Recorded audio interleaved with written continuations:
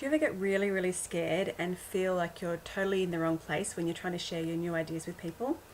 I'm Natasha Banzetti, your discovery coach, and in this video I want to show you how to discover your confidence in the new business that you're creating.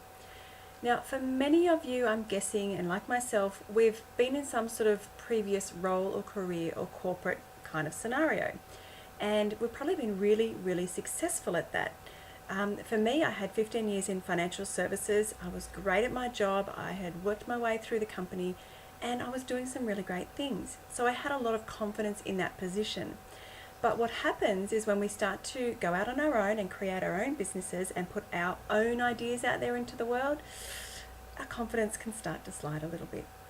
So I just want to share with you today a couple of ways that you can regain that confidence that you've had in the past, but maybe it's gone a little bit AWOL while you've been building this idea and building this business. So first of all, I want you to understand where your confidence has gone. It's not as if you're now a lesser person. It's not as if you're not competent anymore. What I've found for many of us is that our confidence was wrapped up in the brand and the organization that we were able to hide behind. It was wrapped up in the knowledge that we were sharing because it was someone else's knowledge. So in my corporate role, for example, I was regularly running workshops and creating presentations at conferences and events, but they weren't really my ideas. It wasn't my information. It was my company's information that I was happily sharing with an audience. So I could happily stand behind that company's reputation in the marketplace. Now, if someone didn't like it, that wasn't a personal attack on me. That was like, that's okay, that's the company. But when you're sharing your ideas and your beliefs and things that you have personally created, that can hurt a little bit. And then that's when you get that loss of confidence because they're not tested ideas and you're not sure how people are going to react.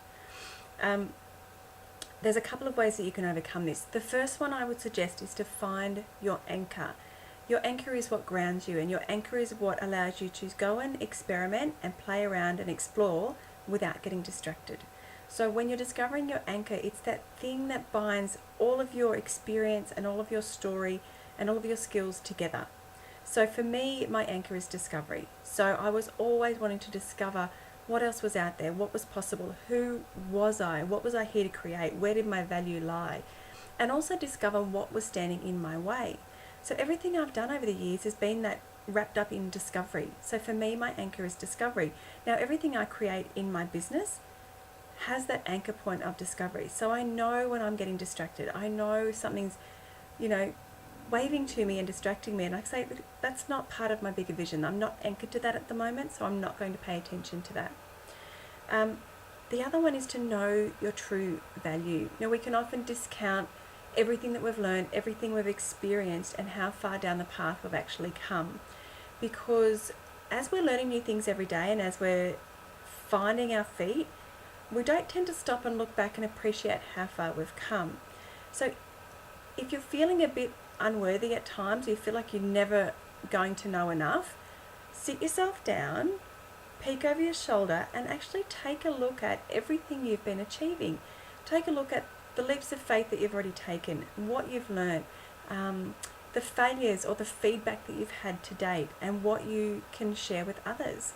Because understanding that journey and understanding how far you've come can really help you own and articulate the value that you have. See, I'm checking my notes with this one. The other thing is I want you to practice being that new version of you. Again, we are so used to hiding behind the label and hiding behind the title that we once had, be it on our business card, in our office door, whatever that was, that it's hard to become someone new. It's hard to actually own up to the world that this is who I really want to be. This is that new version of me.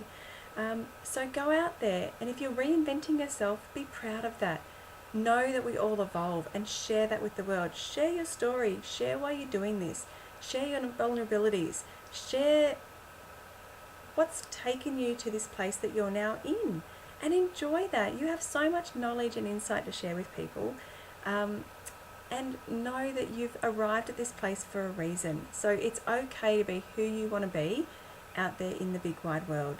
Okay, so if you're feeling a little bit lost in the confidence stakes and you're wanting to shine a little bit brighter, then I would suggest that you find your anchor, you start to show up in the world as who you really want to be and stop trying to please everyone else around you and get a true understanding for where your true value lies. So looking back at your story and everything you've been through and everything you've learned, celebrate how far you've come down this path.